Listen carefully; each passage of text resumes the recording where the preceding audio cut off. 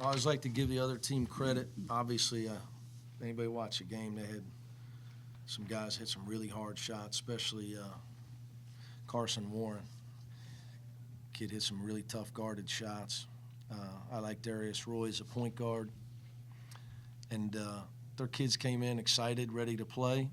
So give them a lot of credit. On our hand, it's just it's a learning process.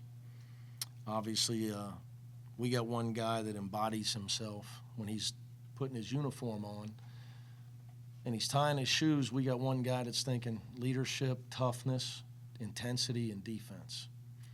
That's Justin Jennifer. I got too many guys when they're tying their shoes are thinking about how many points they're going to score tonight. And they're good kids, and that's just part of it. But if we only had 23 deflections, we let a team come in here and shoot 44.6%. And right now, like I've tried to tell everybody in every media since the summer, we lost a 2-time Defensive Player of the Year. We lost Jacob Evans, who got drafted because of his versatility, his intelligence, his ability to guard 5 positions. We lost 2 guys that could guard 5 positions and a 5th-year senior that was 23 years old. It was our most vocal guy in Kyle Washington. So defensively is, for the 9 millionth time, my concern. We shot 50%. We're, obviously we struggled shooting free throws, especially our big guys. But a lot of defensive breakdowns. They had 24 points in the paint, and that's without scoring on a post-up, meaning we're just getting guys beat off the dribble, getting lost, giving up layups.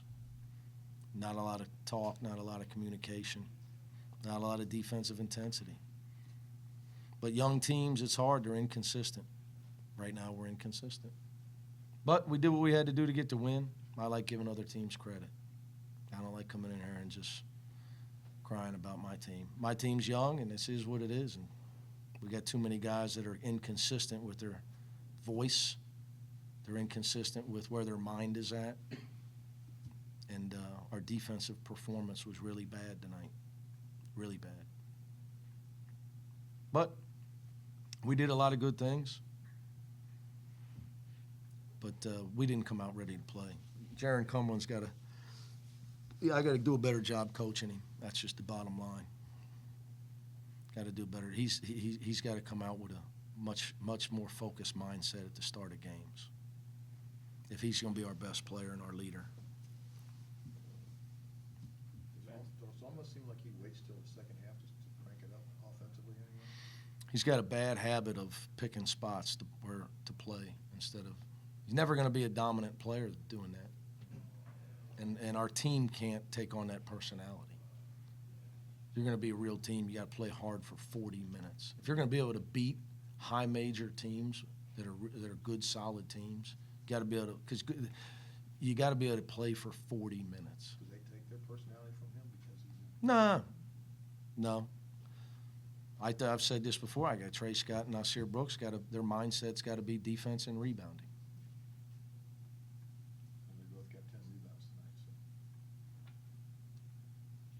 We also gave up 45% and 12 layups. They're standing there watching a guy lay it in. It might be time to take a foul. So we got to just keep pounding nails and working at it. We're not going to win if we give up over. If we're when the sample size is big enough. Like even right now, if you take our 3 games, I bet we're giving up over 40% from the field. We had a dominant defensive performance the other night. We won easily. We're up 29 and won easily. Until these guys realize that that is the answer. You got to be a great defensive team. It doesn't matter if you're Cincinnati or Kentucky. Doesn't matter. Doesn't matter if you're Golden State. Doesn't matter. It just doesn't matter. You don't play defense. You're an average team at best. You're only going to win when you make shots. So I just got to keep working at it. Got to get through to them. Is it the intensity and the focus? It's inexperience. Inexperience equals inconsistent in sports. Now, there's exceptions. Jacob Evans was an exception. Gary Clark was but even their freshman years, they played more than the normal freshmen because they were very smart. But usually, and especially in college basketball, because even like, it's not true because Gary isn't at 18. Nowadays every rookie in the NBA is 18 or 19. So, Gary's not. And that's why he's not inexperienced. Usually inexperience does equal inconsistent effort. It's not effort as much as consistent effort. Finish. There's like 3 times where we just don't finish the play. We play great defense and they lose the ball and we don't get it. So I've had to build this program a long time ago. Until we were old enough where we could play hard enough, then we turned the corner. When Yancey and them guys got to where, we had 5 seniors. Most of them came off. I think Rashad's the only one that started. We brought 4 seniors off the bench. We started all 3- and 4-year, 5-year guys.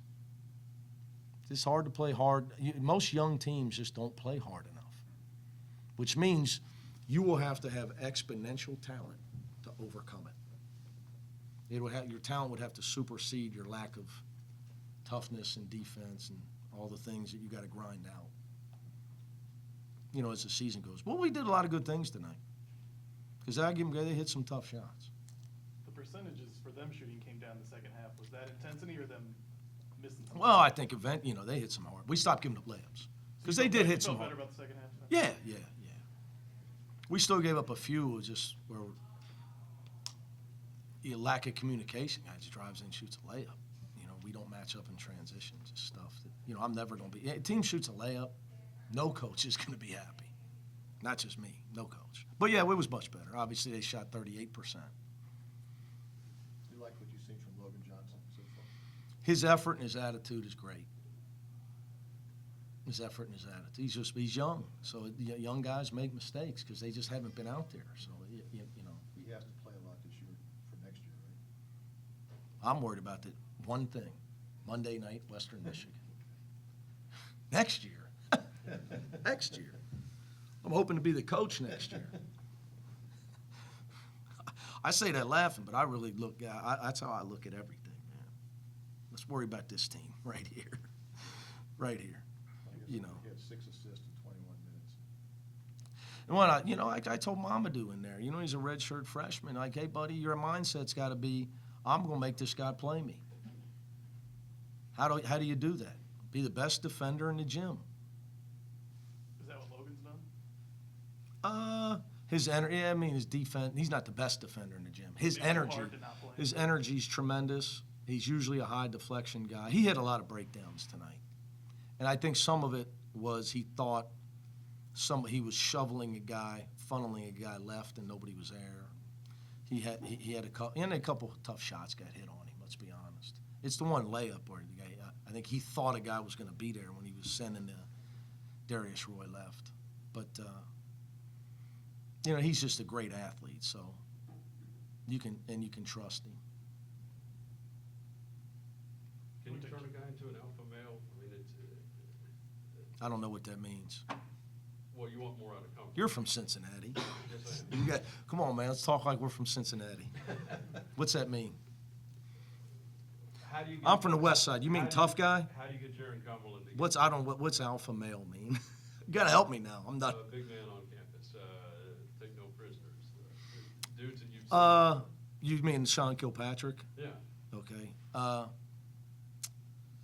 You can do. I think you can do so much as a coach to modify a guy's behavior, but at the end of the day,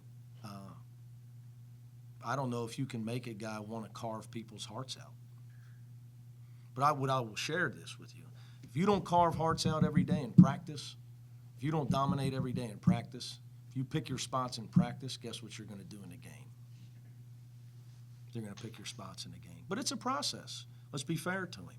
It's his 3rd game without Gary, Kyle, and Jacob. It's his 3rd game. But no, you can only coach a guy. Again, when a guy wakes up every day and a guy goes to sleep every night, what's he do in between, and what's his thought process? I can tell you this. You know, I had the greatest parents in the world. And my dad will tell you, he didn't say, son, you're going to work really hard and become the head coach at Cincinnati. I woke up every day after I realized I was a short midget with a bad knee and my playing career was over. From that point on, when Jim Leon gave me a job at Woodward, I woke up every day and said, I'm going to be the head coach at Cincinnati someday. And everything else in my life was secondary. Everything. So my dad didn't motivate me to, a good friend of mine said this one time, each man's passion is his own. And that's just the fact, and he's right about that. So, but you got to be fair you got to be fair. Now it's his third game without those guys, so being able to sustain it, it's becoming that guy. Hey, let's be honest. Now we all sit around and talk about Sean Kilpatrick. He wasn't the guy we're talking about until his fifth year. Jaron's in his third year, so you got to be fair. But again, until he wakes up every day thinking that way, that I'm going to be the best player, I'm going to be a first-team All-American. I wake up every day, I know what I want from him. It's irrelevant. I know what I wake up every day thinking. You went to Kane on the first possession. Was it important to you to try to get him going offensively a little bit more tonight? Yeah, and I was trying to get him going to his left. I knew they were going to chase him around there. He's going to be able to curl in there. I made Jaron the passer because he's a great passer and he understands. But the way Kane practiced yesterday is another reason. I knew he was ready to play tonight. Of all the guys, I knew he was ready to play tonight. I knew some other guys thought they played great and it was going to be easy. It's just life coaching a young team, man. And when you're not just exponentially better than teams like we were last year, it's a lot harder as a coach. We led the nation in scoring margin last year. Do you guys know that? That'll spoil you. That'll spoil you. But there was a reason. I mean, we get veteran team now. Guys that didn't make mistakes. They knew how to snuff a team out. But it's a process. But yeah, I did. It's happy. I'm happy for him. Happy for him. I just hope that he realizes that if he works like that and he has that mindset, then he'll keep playing like that. Because I know it'll make us better. But again, I can't make him wake up that I can only yell and scream so much. And it doesn't work. All it does is make me look balder and older. All right, guys, thanks. You struggled a little bit those first two games. Does it feel good to get that out tonight and actually do some scoring and play the way you thought you could? Yeah, it does. I just tried to do it with defense first, try to get a few steals, and just let it come to me. Everybody just told me just go out there, play defense, try to get 10 deflections. Was it disappointing to not start the last game? Yeah, selfishly, but at the end of the day, like coaches made that decision, so I can't control that. I got to just go out there and play regardless and help my team win.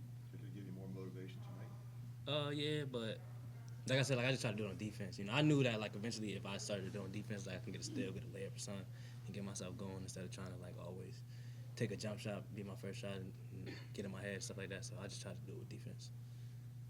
Do you feel like driving and getting a couple layups helped you get that rhythm and helped you with the jumpers later? Yeah, definitely. Like steals, layups, anything like easy to make me feel like I'm helping my team win, and just keeps me doing the defensive things, and then the offense just comes easy.